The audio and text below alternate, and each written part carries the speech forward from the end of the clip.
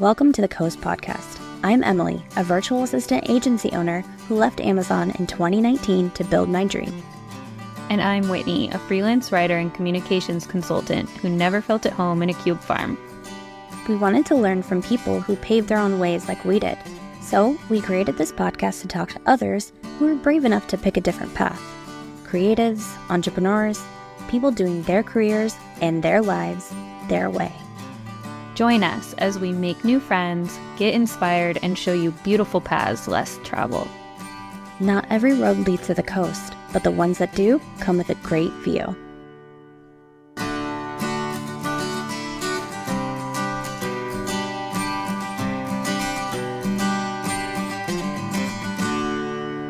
Hey everyone, and welcome back to the Coast. We had some technical issues with this, which I hope that you don't experience, because we have a very magical person with us today that Emily is about to introduce. I'll introduce myself again. My name is Whitney Popa. I own a communications consultancy in Edmonds, Washington. And my name's Emily Given. I own a VA agency in Linwood, Washington. And today we are talking with Amanda Gail, who is a multidimensional healer, soul guide, and holistic medium. Amanda, thank you so much for being here today. Oh, thank you. So, okay, we first met, I don't even remember what month it was, but we met sometime last year, I think. Yeah, I don't remember the month either. Your birthday. It was Amanda's birthday. Yes, because you replied, you said it was divinely guided that you came to our vision boarding and it was on your birthday and it was the best gift you could give yourself. And I screenshot it. You screenshot it? That's my favorite word, screenshot. I love that. I'm using that all the time now. That's right. Oh my gosh. And I sent it to Emily and I was like, look at this. I don't know why I don't remember that, but that's amazing. But when I met you at vision boarding, I was like, I know you. And you were like, nope, we've never met. And I'm like, no, I know you. But I've figured out that people in Edmonds Moms were talking about you like months before. Like, you had announced your business on Edmonds Moms, which is funny because that's how I met Whitney, by announcing my business on Edmonds Moms. And she commented or something. And I had checked out your website. Someone posted your website or your information. I had looked at you. So I'm like, wait, why know you? So that was really funny. And then, so Amanda, tell me about what it means to be a multidimensional healer, soul guide, and holistic medium. Like, what do you do?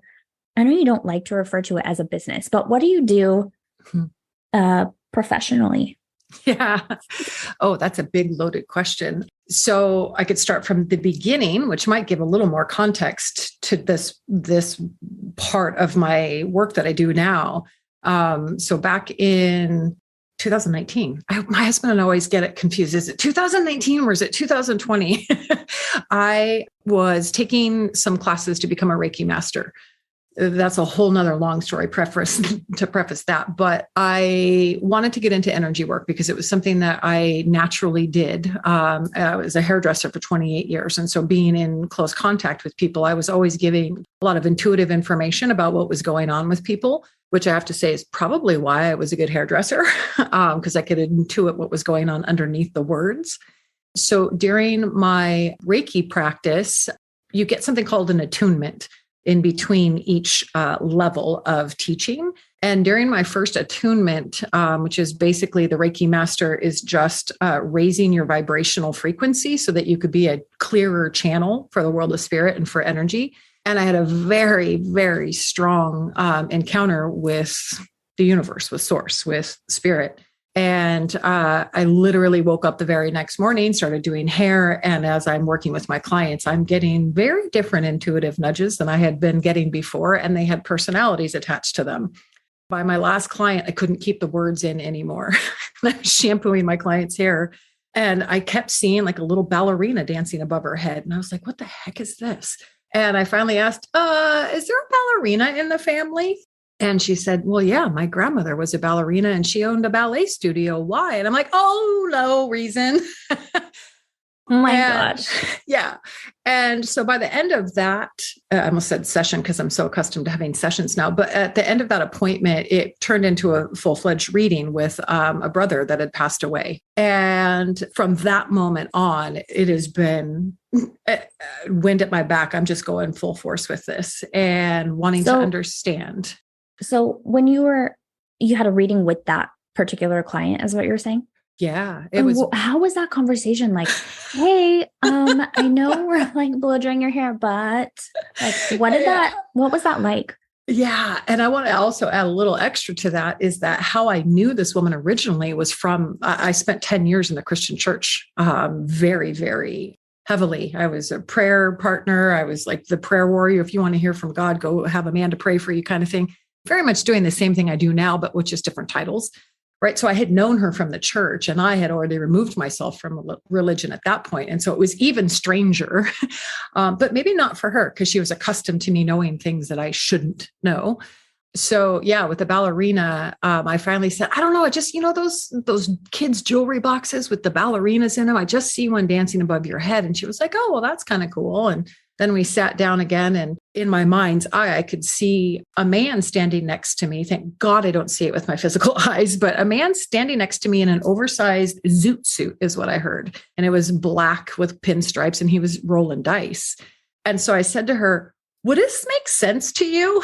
And she says, well, actually, yeah, my great uncle founded or was a co-founder of a casino in Vegas. And I was like, oh shit, this is weird.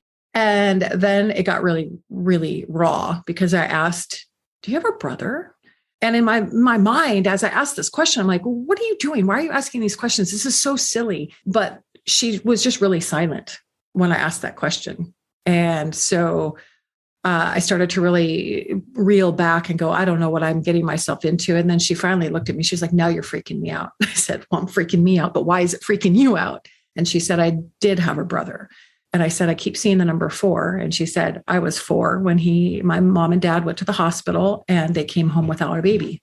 He was stillborn. And so we got into a very deep conversation. I don't like to share other people's stories, so I won't get into too much detail about that. But it was a very eye-opening moment for her in that she had kind of stepped away from her religious belief systems, but this was a connection to her that the world of spirit was actually still involved in her life. And so that's how I approach the work that I do, is not to convince anyone of anything, because that's not my job, but just to share what it is that I am seeing, hearing, feeling, and just knowing.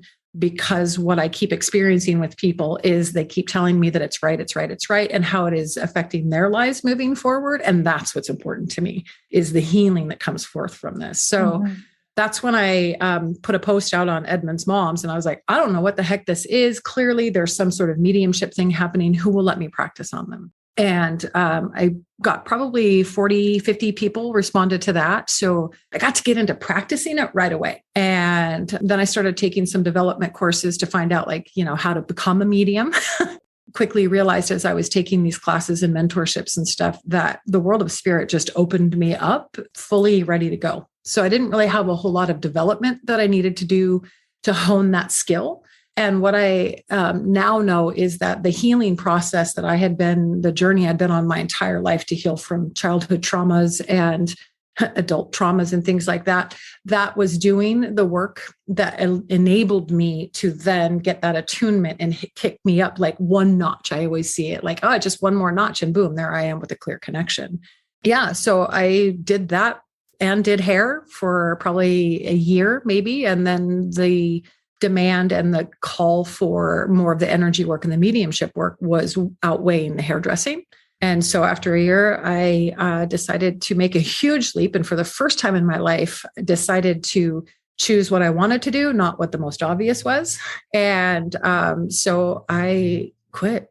I quit doing hair. And this is the most passionate I've ever been in my life. And I'm seeing the most amount of effect of what it is that I'm putting my hands to.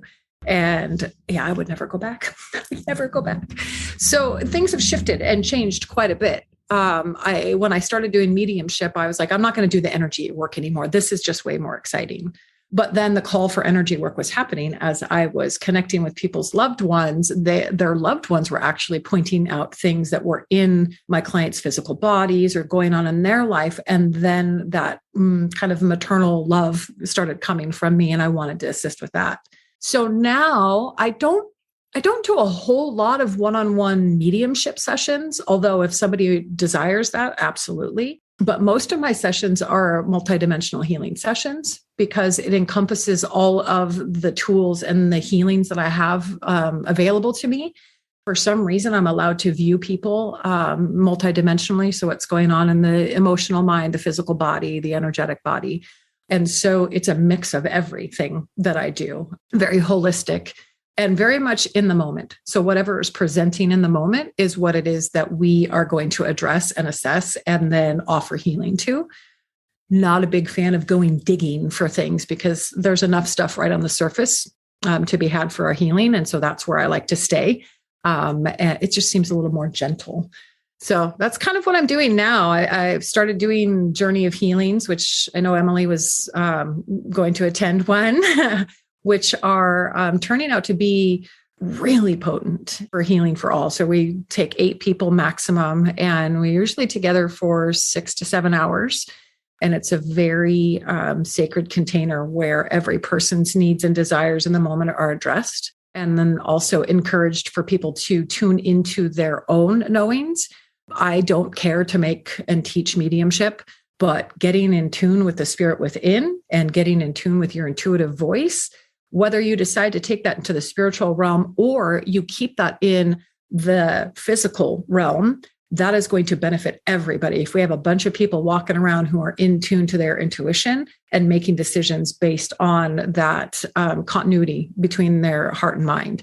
So Absolutely. That's what I have a passion for right now.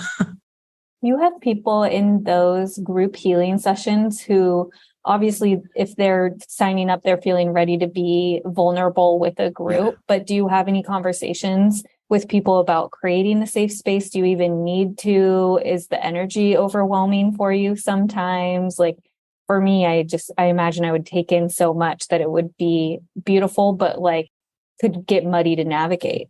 Yeah. Yeah, that's a good question because in the beginning, because of the way I experienced being open up to the world of spirit, everything was just like the fire hose was just open and everything's flowing really heavy. And I did a lot of metaphysical fairs in the beginning of this.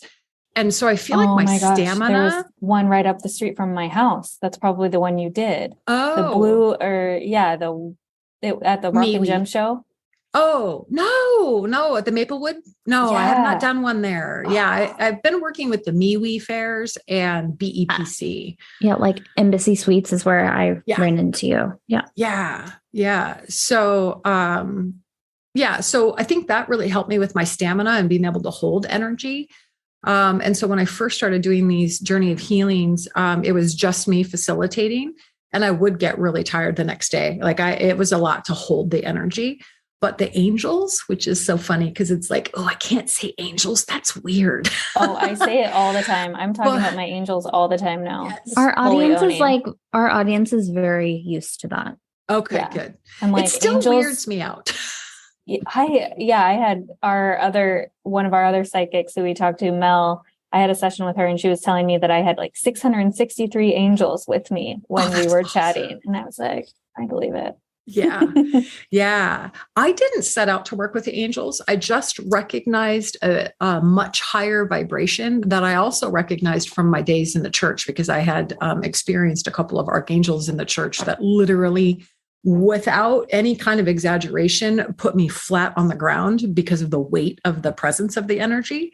And so I just started recognizing that they were showing up while I was doing mediumship sessions and it's 11:11 right now, by the way, which I love the confirmations of the angel numbers, but they have been working with me more and more and more. And they are the ones that help hold the energy. They have told me numerous times through numerous people in various ways that if I would just hold the energy, that they are the ones that do the work. And so when we enter into these journeys now, I always have a co-facilitator, which helps me to hold the energy and also gives everybody more than just my personality to learn from. They are incredibly potent. Just walking into the homes, I feel like people already have this reverence of this is not just a performative thing that we're going to go watch, right? But we do set ground rules. Everybody's story is their story, and we don't talk about their stories outside of here. But I think everyone so far that has been involved with them has come in with knowing, I want my stuff private. I'm going to keep your stuff private. But we have been talking about making some rules of engagement just so that we can be clear. But I really don't think that people who are drawn to me lack clarity. So Whitney and I are pointing at each other on the Zoom like, you talk. No, you talk. You talk. Because, I mean, I was signed up for this journey of healing with Amanda, and I do this really cute thing where I get sick before I do any like big healing thing because my body's just trying to keep me safe or whatever. It knows it's gonna be hard. And so it's happened to me like 3 times in the past year. Like I'm going to meet Calliope in San Diego and I get COVID the day before. And like I was supposed to go this journey of healing thing, and I woke up and I was like vomiting all night. And actually, like when you were talking earlier about your like, you know, soul guide and helping people, like you were learning and like developed this gift very quickly. Like I'm like feeling nauseous because I'm like, yeah, like my body's like, you too, go, Yep. girl. Like, and I'm like, man, don't know. So, I've had some 2 one-on-one readings with you. Yes. Maybe. Oh, yes. I'm thinking 3, but that was because at the fair, but that wasn't for you. Yeah. Yeah. So, we've had 2 readings, and the first is like, yes, so anytime I have an intuitive reading, which is kind of what the first one was, I would say more than anything, like, it is all confirmation because I'm a very intuitive person. Like, I'm like, yeah, I already knew that. Yep. Mm-hmm. Okay. Like Same. It's literally everybody that I talk to that gives me a reading like that. I'm like, okay.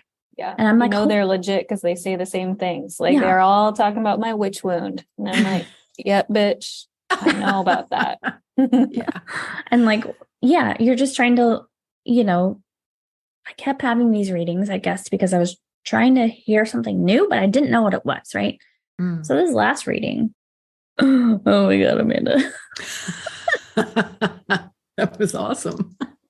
This last reading, Amanda, she was just like doing her thing. And then she like came to a stop and she's like, okay, like we could do this all day, but like, why are you really here? Like, I feel like there's something like, I'm like, oh no, I'm good. And she's like, what about like, she's talking about like a lot of inner child work, which I've been very like, I'm doing all the work. I'm going to therapy. I'm reading these books. I carry a picture of my little girl in my purse with me. I reparent all the time. But I've never addressed like the feelings that are coming up for me. Like that's really hard. And so, Amanda, we did this, like, I just had this realization that I'm not able to accept or receive love. Like, because I don't think I'm worthy of it. Or like, I think people are full of shit. And they're like, you're awesome. We love you. We want to be around you. I'm like, okay, whatever. But like, I don't believe people. Yeah. Like, I really don't. Like, it's so hard to be that person because like, really, really deep down, I'm like, okay, I am lovable. I'm funny. I have a personality. Like I'm fun to be around. My husband does love me, but then like this other part of me is like, you're not lovable. Nobody wants you. Like, So we did, in my session, like I don't even know what you call it. Like, we did a thing and meditation. We did a guided meditation. Guided meditation. It's like allowing yourself to receive like light and love. And then I just felt lighter, like literally felt like light all around me and like warmer and like, and I've been noticing this light that's always with me, but like I'm noticing it in the corner, like in my mind's eye. It's not even really my like physical eye, but like you said, just your mind's eye. It's like that's the most intuitive people see light. Really? Yeah. It's like the top right corner. It's like this little sparkly thing. Yeah. It's awesome. Gabby Bernstein even said that in her latest book. Like, when you are really tapped in, you just see that light everywhere you go. Mm-hmm. Yeah. I kept trying to like pinpoint it. I was like on the Peloton, the light was right there. I'm like, where's it reflecting off of? And I was like, oh, it's just me. Yeah. And that's our peripheral vision. When we see lights and shadows and things, that's called our spirit vision. Because it's the more passive way that the world of spirit speaks to us. And so when you go to look for the light, it's never going to be there, because it's a passive way to experience them.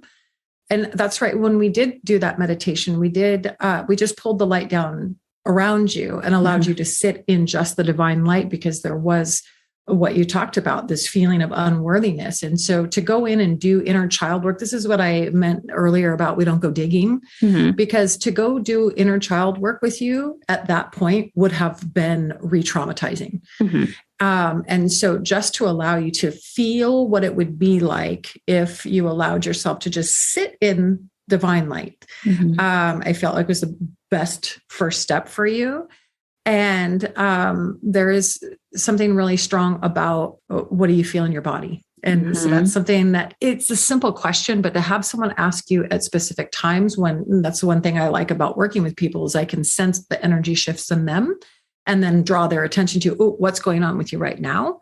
Right. Because like you said, you had already done a lot of the mental work around your trauma, but that doesn't touch the physicality of the emotions that are stuck in the body. Right. And so, just getting the head and heart speaking together.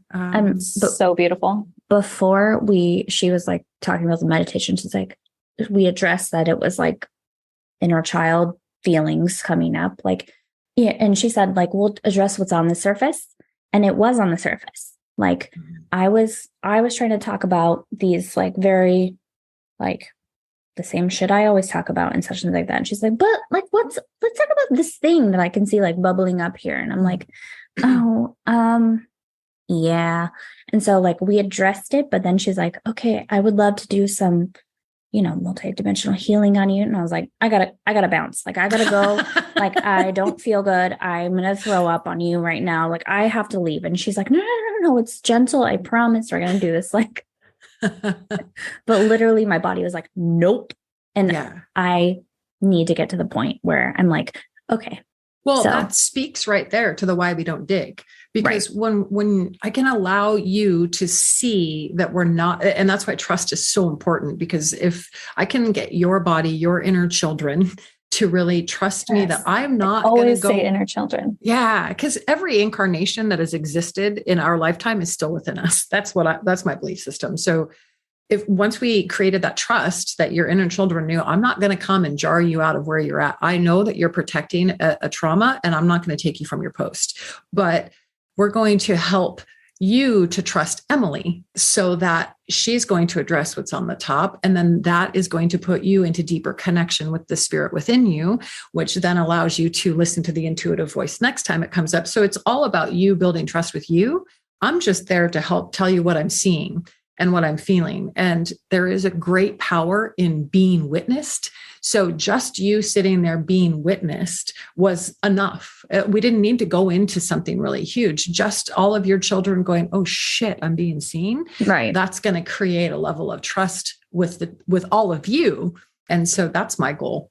I don't need to be the star. I don't need people talking about me. I want you guys talking about you, what's going on with you. So, and after that session, I texted Amanda when I got home, because I was like, I felt so good. I felt like I accidentally got in the carpool lane because I felt like my inner child's in the back seat. I'm like, let's go, girl. Like, woohoo, joyride. So like, it was amazing. That's awesome. And I plan to have 1 zillion more. Yeah. And I hope you can recognize though, that is major. Yeah. Like it is major for you. Yeah. Yeah. It's a big deal. Yeah.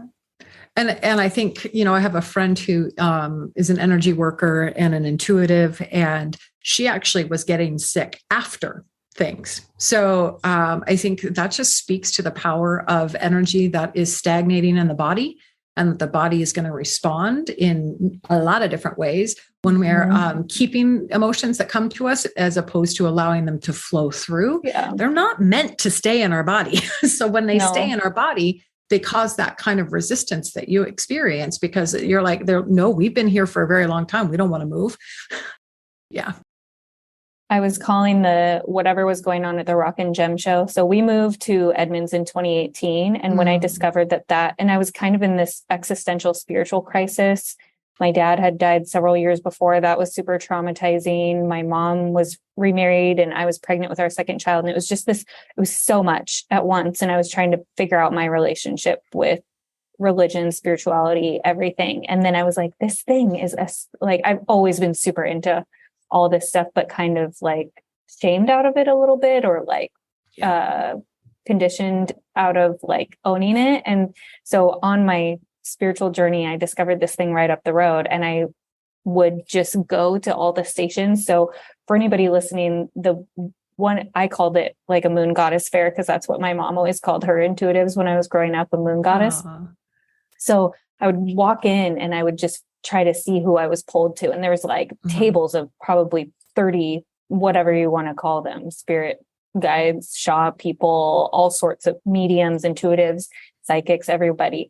And I would go to the different tables to see who resonated with me. And there was this guy who was a shaman, and another woman who did some kind of energy work on me. And I'm talking like speed dating, power sessions, like not very many minutes. And he used this guy, especially, I think he's the one that got things flowing through me. He's like, your body, like, and she said it too, these 2 sessions that I did this one time before COVID shut it down, and it hasn't been back. And I'm like praying that it'll come back, because it's like literally a minute from my house, and like so overwhelmed with the energy of everybody, the magic. It almost smacks me against the wall when I walk in, but then I'm like, okay, who are my people? Anyway, this guy, he's doing feathers on me, has me laying on this table. He's like, don't be surprised if something like your body in the next day or so, you're either puking all day or shitting your brains out, basically. Oh, it'd be like, I don't want that. Thank you. Oh, yeah. Whatever he moved through me, I shat. And it wasn't like, I mean, we just had a PT, pelvic floor PT on our last episode, so I can say this. It was like, I just had to poop a lot. It was not like diarrhea or like my stomach was upset. It was like getting everything out of my body. It was like this weird cleanse, but like not an unhealthy one. I want a feather poop cleanse. Do you have a I promise I will never do that. He was so different from everybody. And I'm out.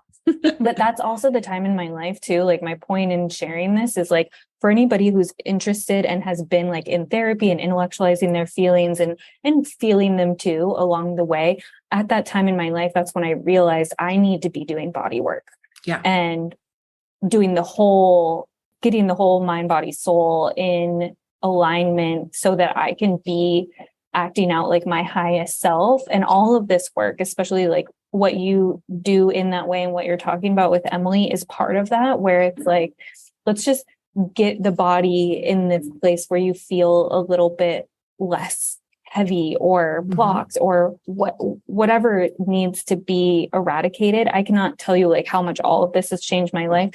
I don't need to go back to the poop shaman, I don't think, but it was like confirmation that these things are real and that things are happening. It was just this physical iteration of that. And since then I've gone down all sorts of different paths and kind of found the right things for me. And even this past weekend, it was a lot of trauma for me in this week of my life.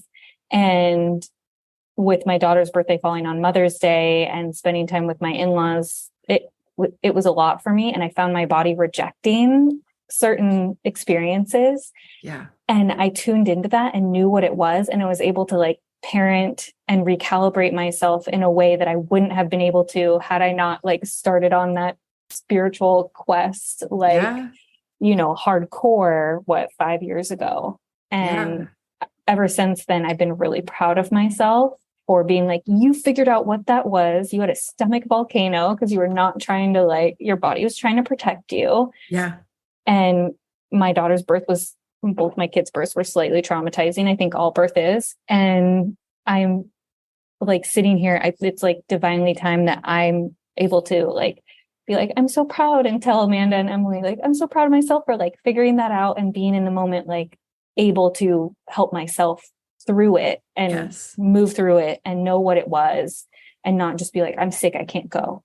Yeah. But like, that's a big deal. Seeing my body protect itself and knowing what tools I had available to me to help. And that's part of, like you said, Amanda, I just want to like validate that, like, for real healers are all about like, we're helping you get to a place where you can really take care of yourself and lead with love and change the world, essentially. Yeah. Yeah. And that's just such a beautiful testament to the relationship that we can have with the body, the relationship that's available to us. My guides one time were talking to me about, yeah, that's part of the human experience, is that you come down here to love the body as you love yourself. And I was like, what? Well, at a soul level, our spirit is love, unconditional love and consciousness and awareness. So when we are put inside of this body, this vehicle that allows us to have this experience, if we can love the body just as much as we love ourselves out of what we are, right? That's part of that relationship is, oh my gosh, I feel that you're showing me something, you're communicating. It's like when we're talking about our kids, everything is a bid for communication. Everything is communicating. Our body is always communicating with us. So that's part of what I love to do in the work that I do with people, is to allow them to tune into what their body's already saying. I'm not the magical one. I just have a very deep relationship with my body and how my body receives information and promptings from the world of spirit. And that allows me to point it out in you. I am just a really excellent witness. And so I don't want a bunch of clients. Like even when I do my soul guidance sessions, my goal is not to keep somebody seeing me for X amount of time. My goal is to give you the trust within yourself to listen to your intuitive promptings so that you can, just like you were able to do, get in a situation where your body is speaking to you and you can instantly go, yes, what is it that you need to say? What's really going on? And then to work ourselves through that in a way that leaves us empowered and not disassociated, because we're like, well, shit, my body's, really upset. So I'm going to put an antacid in it, or I'm going to go out and force myself into this, social thing that I don't want. Oh God, no, all of your inner children are all rioting. No, no, no. But for most of us, we are taught that spirituality is not physical. And I believe that spirituality is the entire package. We are physical, we are metaphysical. So we have to blend those two if we want to be whole. So I think it's really beautiful. And I do commend you. And I know that every energetic version of yourself that exists in you right now is very grateful that you listened. Because if you think about our inner children being, for anyone who has a kid or been around a kid, when they're tugging at your shirt, like, mom, mom, mom, mom, mom, all you have to do is address them. And hey, I see you, hold on just a second, and things will soften until you can get to it. We can do that for ourselves when emotions want to come up. Even just putting our hand on our chest, it's the same. It produces the same oxytocin that comes when you get a hug. So we can essentially hug ourselves, that part of us that's coming up to say something, and go, hey, yeah, I see you. I see you. I see you. And then things will start to calm down in the body just by witnessing and acknowledging what's going on. So that's why it's hard for me to name, I guess, what it is that I do, because I don't know exactly what this is. To me, this is just living this human experience with as much connection to my spiritual nature as possible. And that's what I want to help other people do. Oh, I love that. Do you see people's souls like connected to the cord, like next to them sometimes? That's not how I view them. I actually don't know I don't know how to express how it is that I view people. I just know that my husband allowed me to see it in a very clear way by taking me to work with some horses and doing some therapy, equine therapy. Horses are incredibly sensitive to energy, which is why they're like, if you're afraid and you're on top of a horse, that horse is going to feel your energy. Yeah. And so I had to unclench my butt cheeks when I was on a horse last summer. They were like, make your butt cheeks smile. Did you know that horses are the animals that are most farted on? Believe that. Okay. I don't know if that's scientific. I don't know what your podcast is rated, but you're going to get my 12-year-old boy inside of me that wants to come out and start talking about all things inappropriate. So yeah, that's my life. Yeah. We have an explicit rating. It's fine. Yes. Oh, good. Good. You should have told me that before. No. So what he showed me with this horse is because the way that I viewed people is just always the way I viewed people. I have always viewed people multidimensionally, but I didn't know that that's what I was doing. And my husband has really good boundaries. And so in the beginning of our relationship, he was saying, well, don't you think that's a little intrusive? And I was like, what? He's like, viewing people energetically. And I was like, well, it's not like I try, I just do. And he's like, but don't you think that's a little intrusive? And I was like, oh, okay, maybe. So when we were working with these horses, there was one horse in particular that, I'm all goo goo gaga. Everyone's going to know I'm a Disney princess and all the animals are going to come to me, right? But this one horse wanted nothing to do with me. And he said, pull your energy back. And I was like, I don't even know what that means, but okay. And so and that speaks to the power of our intention. I didn't know what that meant, but I pulled my energy back. And that horse, no shit, turned right at me, walked towards me. And I sat with this horse for probably a good half an hour and then found out this horse was Reiki attuned, which I was like, how is a horse a Reiki master? I don't understand. But the experience I had with this horse was that he gave me all of the signs of really relaxed. He had the little jaw like flopping around a little. And so I heard in my head, kneel down. And so I knelt down in front of this horse and I was like, this is really dangerous and stupid. What do you think you're doing? And the horse in my mind's eye, I could see was knighting me. And I was like, I don't know what this means, but it felt very impactful to me. And then when I stood back up and started petting his mane, he was also showing me the lineage through my mom's side of the family and where this gifting came from in my family line. That was before I even started mediumship. This was just he and I exploring what is it that we want to believe right now. So that was a very poignant moment for me to see how other people in my lifetime were engaged with the way that I was viewing them. And it made a lot of sense where there were some people who they don't want to be around me because they don't want to be seen. And so it was very clear, like, okay, there's something to this energetics, because if I can pull my energy back and it draws people to me who otherwise wouldn't be near me, that says something. That's communication right there. So there were so much more than our minds, and we're so much more than just the physical body. We are the two engaged in a really beautiful relationship.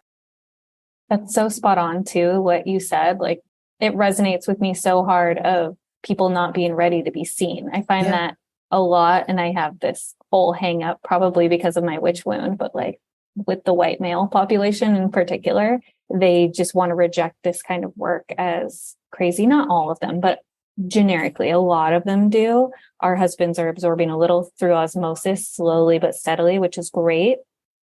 But I find that a lot of them don't want to be seen. And there's so much around that. I love how, because they've been able to live with us, like our husbands, I watch the way my husband expresses himself and his thoughts about things have changed a lot in how he hears me express myself. And I find too that often I'll have to pull my energy back or my aura to like bring people to me, because it can be really overwhelming. I recognize that for sure. Yeah. And I also know I'm not for everyone, and I'm okay with that. I used to not be okay with that. If somebody didn't like me or didn't approve of me or wasn't welcoming, I took it very much as a moral failing on my part, that there was something inherently wrong with me. Then I would allow shame to come and settle in. But now when I see that happening, I have a lot of compassion, because I remember there's been many times in my life I haven't wanted to be seen. And now the life that I'm living now, it's all about being seen. The more vulnerable I get, the more honest I get, the more I put myself out there without judgment for myself. People aren't judging me. I spent my entire lifetime hiding who I was and disassociating from parts of myself in order to feel like I was worthy, or in order to get the attention that I was wanting to get and have my needs met. And it was painful, incredibly painful. And so now that I'm like completely open, I let all of my, my freak flags fly, and people are drawn to me more, and I have deeper relationships. It's like, holy shit, are you kidding? You mean I'm not bad? And so I have to trust that when people are uncomfortable around me, it's not about me. It's about where they are. And I can give them a lot of compassion and I don't take it personally. And so I withdraw my energies to try to see, okay, can we be in relationship if I pull my energies in a little bit? But I find that most of the time when people are, I'm going to say 99.9% of the time, if people are coming to me, it's because they're drawn to that authenticity that I allow to show on the outward side, because it gives us all permission to do the same. And we're in the middle of a revolution, so to speak, right? Of really shifting the way things have been. And so that's why empowering people to be more of what they are at their core, before all of the programming of our childhood happens and all of the traumas that come from that. That's what's important, is getting back to that. And so whether that be that you want to hear from the world of spirit, or how you will hear from the world of spirit is through a loved one that comes through, then okay, we'll engage in mediumship. If it's because it comes out of my mouth because I'm seeing what's going on with you, okay, great, we'll do intuitive work. If it's just energy because you don't know what the fuck is in the way, right, then we'll get to the energetics. The core of the issues that are coming up is always going to have an energetic origin. And so then, okay, we'll enter into that if it's inner child work. So it's however it is that the person I'm working with can hear and receive the messages from the world of spirit, then that's what we engage in. And so that's why it's hard for me to go, well, what do you do in a session? I don't know. We just jump in. Yeah. I think a lot of the best spirit helpers, leaders, providers have that approach too, where it's like, sure, you might be stronger in certain areas, but the sitter is the person who really guides the way that you work with them. And I'm curious too, especially for mediumship, did you have to figure out like what symbols meant to you, like your own language of, let's say somebody's coming through and they show you something. Do you have consistent symbols? Like a lot of the mediums whose things I consume and watch, they have like this. I've learned over time that a skunk means this for me. Yeah. It was hard in the very beginning for like the first few months because I didn't have any kind of vocabulary with the world of spirit. And I had heard that like, oh, you can come up with signs and symbols. You can tell them, hey, I want you to use a red rose when you're talking about this or whatever. I didn't want to engage in that because, like I said earlier, I'm a responder. So I need something to respond to. I don't want to create the structure myself. It's just not my personality. And so it was a little more difficult because I didn't get the signs until they had come a few times. I'm like, oh, that's what that means. That's what you're trying to get across. So now I do have some that are, I know what the color yellow means. That means April, May, June. I know what putting flowers down mean. There's like the big smile and stuff. And they all have different meanings based on my frame of reference. And so that's the other thing that I like to talk to people about. Programs are great, especially when you're trying to learn the basic building blocks of whatever modality that you're trying to learn. But I feel like if we're relying on the modality itself, it's not as empowered.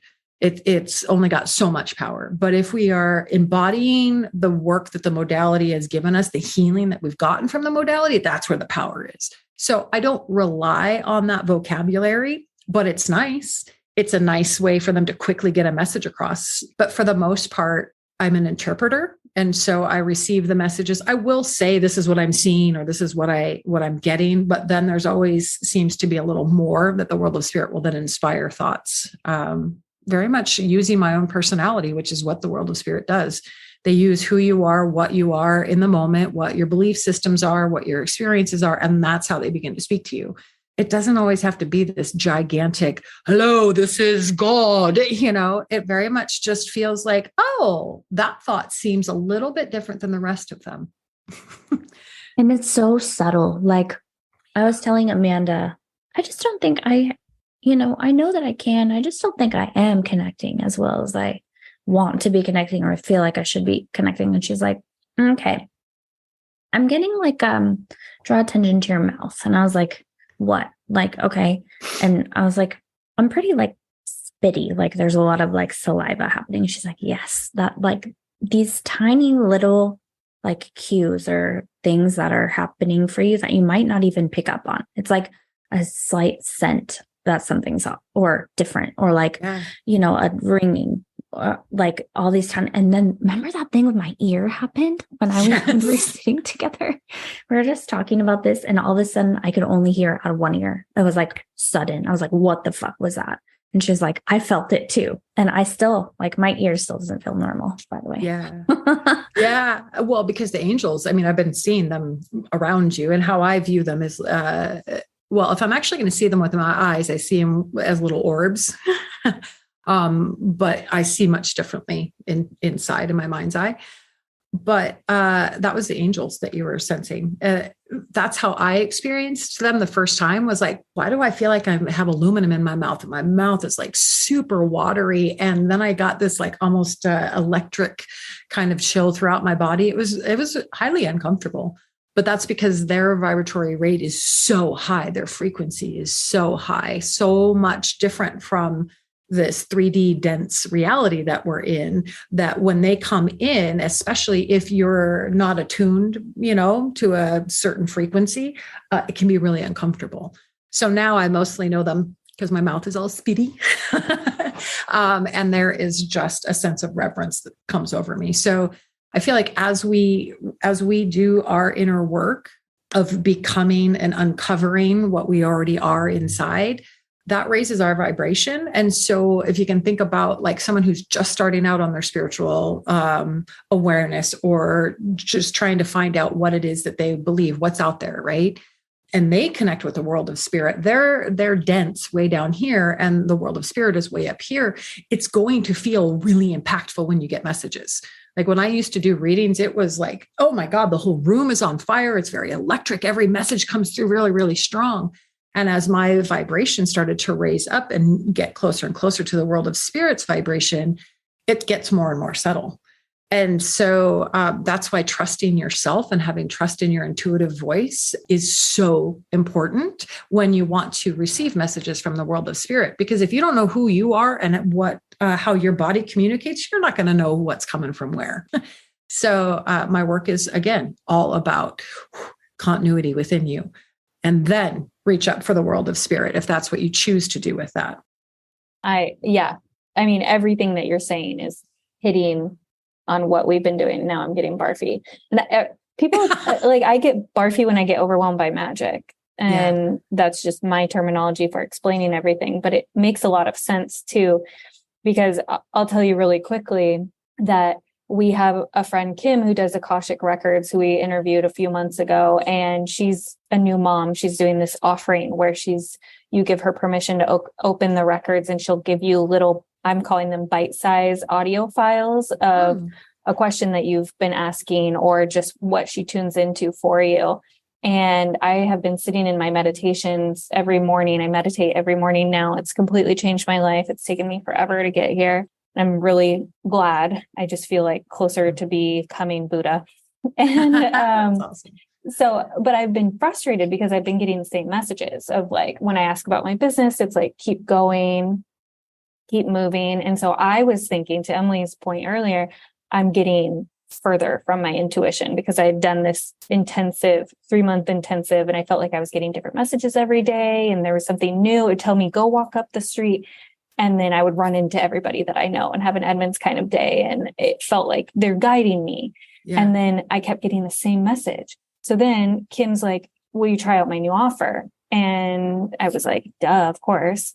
And I get my little recording, and it's like, I just keep getting these same nudges. They're telling me to tell you to keep it moving, keep going. And I'm like, fucking A. Like, it's so annoying that it's the same message, because I was like, okay, you're not tuned out. And that what you're saying makes me really believe that I'm vibing higher. Yeah. So I'm closer, and I'm just listening to their voices, which sound like mine, but really is like my highest self.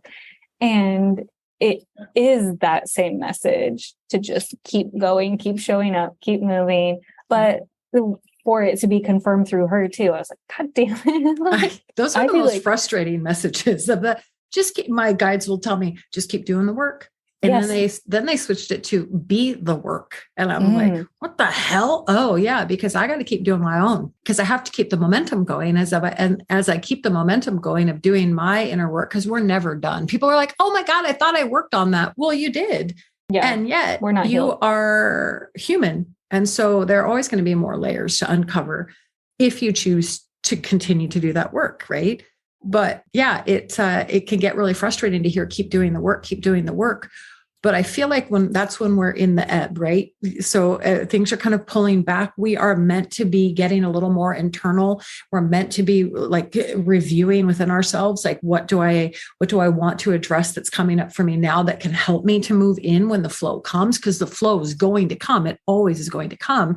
But if we're sitting there like holding on to our chairs, like I'm not moving until I know what I'm going to do, well, then you're never going to go anywhere. And there isn't any energy for you to kind of catch the wave of spirit. The fact that if you've been in an ebb for that long says that there's a very big flow coming.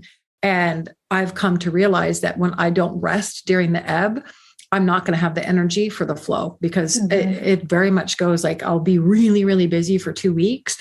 And then I'll have like a week or two where things are slow. And I used to think, oh, I must be doing something wrong. I need to grind harder. Which I don't grind, but anyways, I need to do more. I'll just sit back and stress. I won't actually grind. But now I'm like, grind your teeth. Yeah. Thanks for the break. Thanks for the break. Thanks for the break. Yeah. And then that's the time I would say for you, especially that's when you start nurturing the body. There's a lot coming up for you in the body. We could just get into a session right now, but because it's coming up, I want to encourage you, if you're not already, to look into juicing and even doing like juice fasts, even just for a day, because there is something about your digestive system that I feel like it can get really out of whack very quickly. Do you experience that? Yeah, I had a medical intuitive tell me last year that I'm prone to a sour stomach. And that's what happened. That's where I carry my stress now. And that's what happened on Sunday when I was rejecting spending time with my family. Yeah. My stomach was on fire and I felt like I had to throw up. Yeah. Oh, I think I'd want to work with you one-on-one because there's a lot going on in there. That's some old stuff. Yeah, this could be a whole nother episode. So we'll just keep rolling. I'm ready. I'm super open. And I remember speaking of inner children, I would get debilitating stomach aches in high school. I've had all these different physical manifestations of my stress throughout my life, starting with, from what I can remember, hives in middle school. I would get hives all over my body when I was super stressed. Yeah. And it was so painful. And then in high school, it moved to stomach aches where I had such bad cramps in my stomach that I couldn't even move. I would go sit in the bathroom and I couldn't get off the toilet. Not that I needed to go to the bathroom, but I couldn't even move my body. Yeah. Yeah. I mean, those are some pretty strong signals. Mm-hmm. Yeah. I mean, I grew up with that same disassociating from my emotions. And so I spent, most of my life in pain and disease and disorder. I was diagnosed with a few different autoimmune disorders and things like that. Spent a lot of time in and out of hospitals and doctors and things until I started listening to my body. Yep. And really started to address the energetics that were going on in my life. And now I don't even remember the last time I went to a doctor, let alone had any kind of flare up. And that's not to say that, you become spiritual, you no longer have health issues, because we are in a physical body that's degrading every day, right? But it definitely makes things more organic, and you're only dealing with the organic nature of the body. And then when the energetic stuff comes up, it's instantaneous. This is not that, I ate something that my body doesn't agree with. This is an energy. So again, it's just more and more about really tuning into the communication between body and soul. Mm-hmm.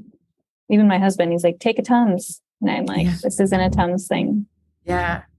Yeah. I would also say one of the things I tell people a lot, when you have an emotion that comes up real quickly, and especially real quick and real strong, or the body starts instantaneously responding to something, to just ask, is this mine? I mean, just that question alone, if there's an energy that's not in your system, it almost calls it out. Oh shit, I'm not supposed to be here.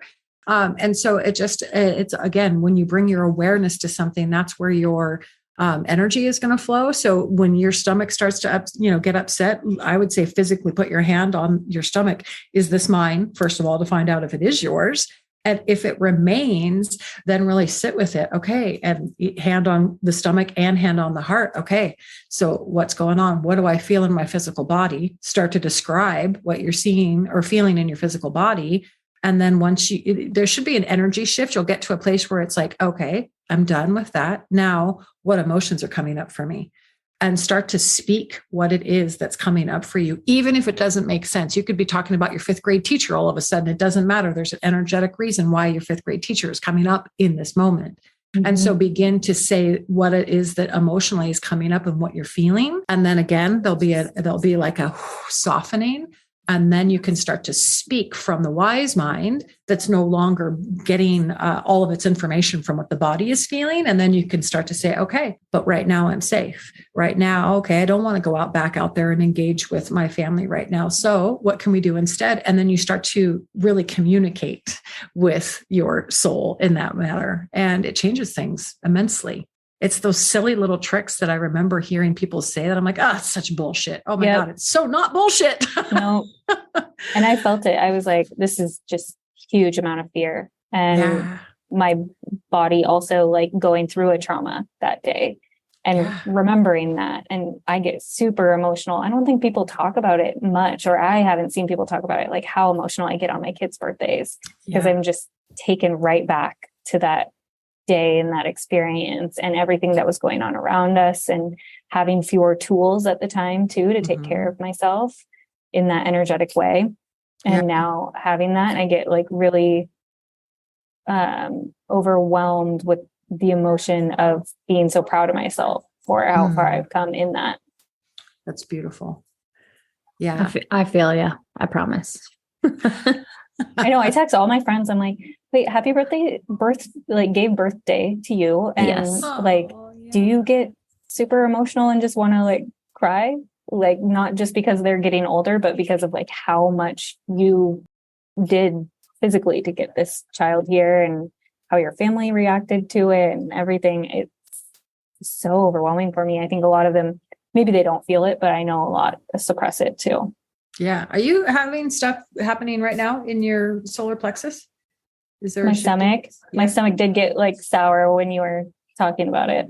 Yeah. Because there's a sense of and that's a really good cue when your body starts to respond like that, when you're talking about something, there's still a part of your energy that's back at that traumatic experience. I almost see it like part of us stays to stand guard to make sure that doesn't come into our now. Mm-hmm. And so that to me states that there's some retrieval that you can do and bringing some of your energies back. And so when the birthdays come up, you're remembering it, but your body's not responding in the moment anymore. Yeah. I would really love to see you, especially on that. Plan on it. My son's birthday is tomorrow too. So I had my dad's birthday and he died 12 years ago. So my dad starts on the 10th and then my daughter's the 14th and my son is the 17th. So it's a very heavy, energetic week for me. Yeah. Yeah. I mean, if you think about it, when you give birth, right?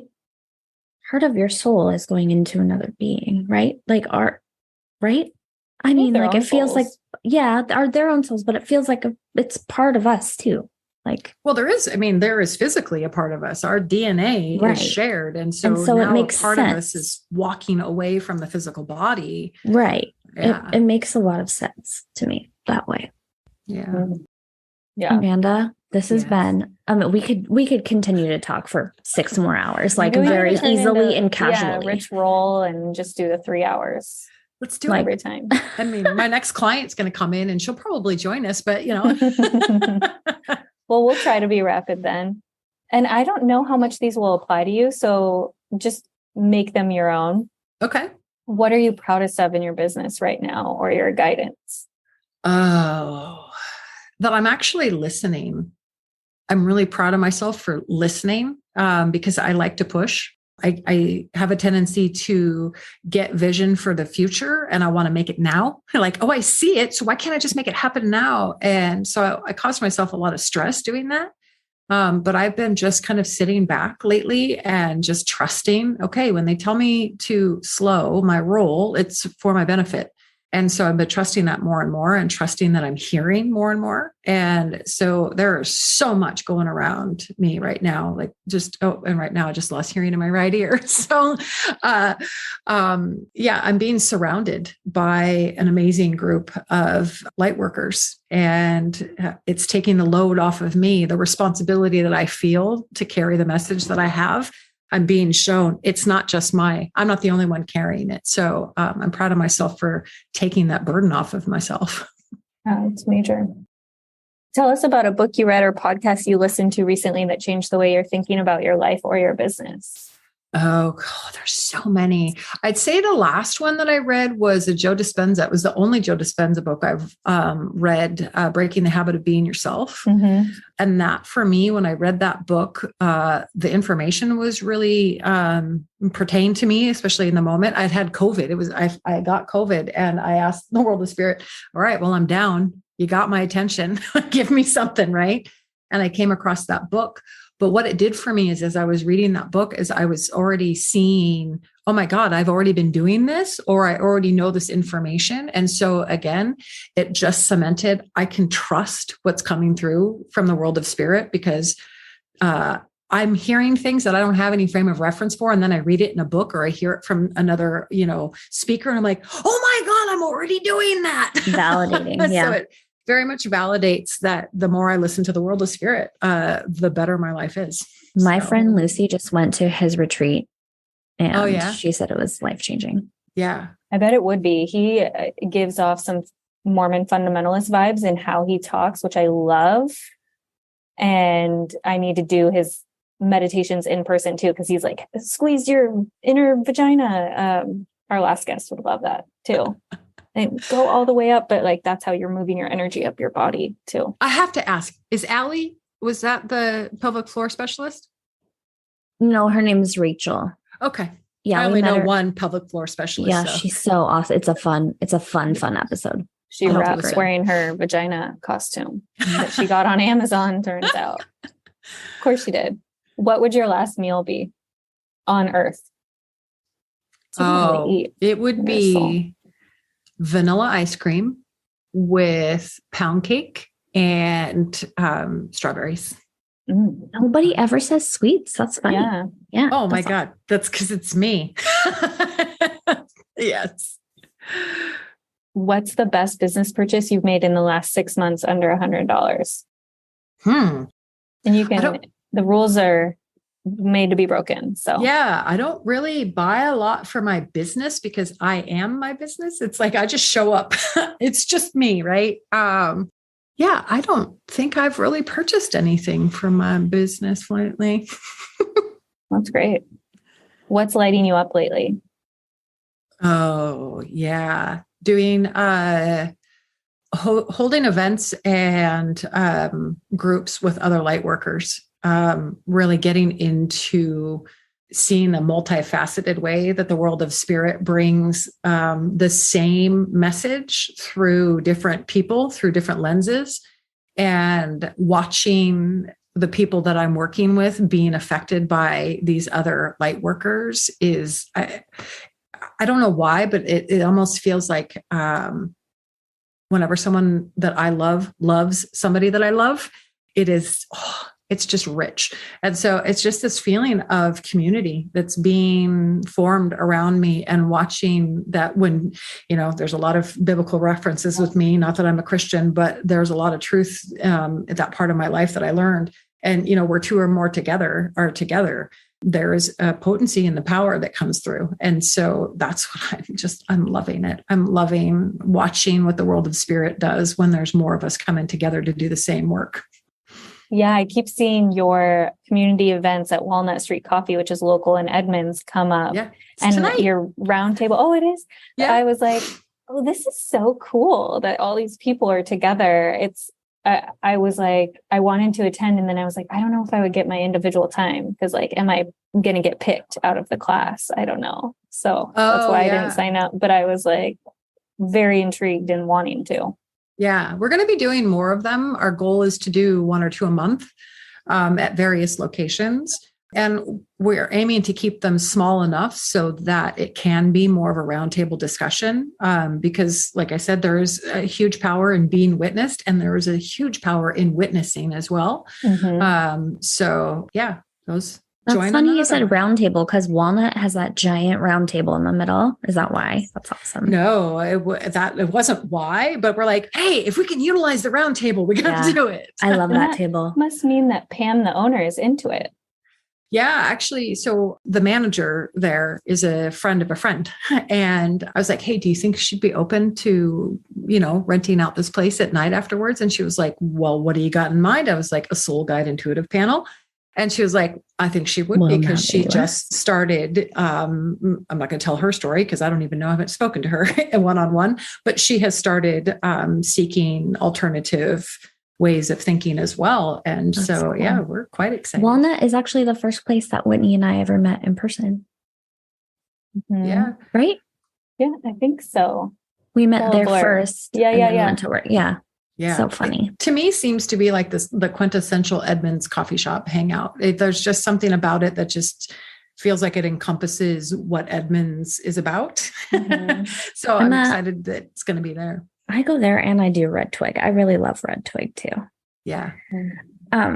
Edmonds is great. I will be there one day. She's actively manifesting. Hard. So hard. Amanda.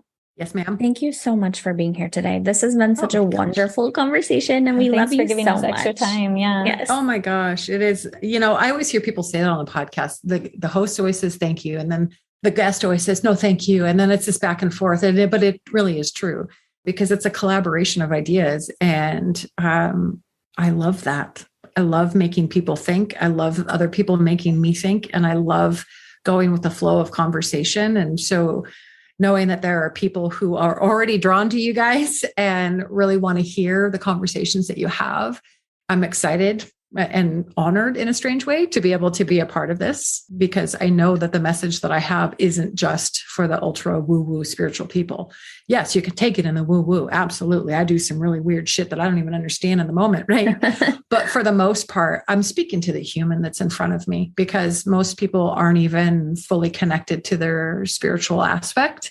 And so, to be able to speak to people on all levels, in all, what's the word I'm looking for? Genres? That's not the right word, but you know what dimensions. I'm talking about. Yeah, dimensions. Yeah. Yeah. So I really appreciate the opportunity.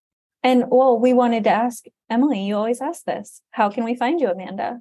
Oh my gosh, I forgot. How can I'm so proud. I'm the one who did it. How can the people find you? The people can find me. So you just tune in and you say, take me to it. No, I'm kidding. So my website is mediumamandagail.com. And I'm on Instagram. I am on Facebook, but it's really just Instagram that I post. And if it goes to Facebook, it goes. So Instagram handle is Medium Amanda Gail as well. Perfect. Amazing. And do you do distant for people who aren't here? Mm-hmm. Yeah, I do in-person sessions in my home. And then I also do virtual sessions, which people always ask, is there a difference? There's not a difference. Energy is energy. It is timeless. There's no time and space. So Zoom sessions are just as powerful. But, most of us, especially after COVID, we want to be in person. And I also will travel depending on the situation. So if the situation calls for it, I will do house calls for sure. Yeah. Interesting. Love that. Okay, I'll be seeing you soon. Okay. Do it. Thank you so much for being here, Amanda. Thanks for tuning in to another episode of The Coast. We love you, and we will talk to you soon. Bye. Bye.